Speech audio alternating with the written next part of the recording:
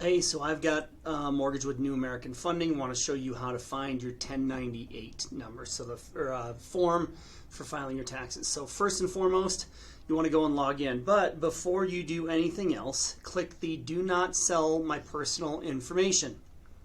New American would love to sell your personal information. You got to click on this and then go to Sale. They have it defaulted as yes. You want to hit No, Don't, and confirm choices.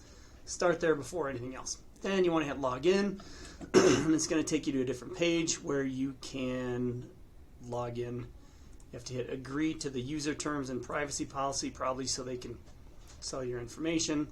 I always skip this to dashboard, and then your 2023 year-end tax form is available for download. Click the Documents tab to access the IRS form and go from there. So, we're looking at that. I go to Documents.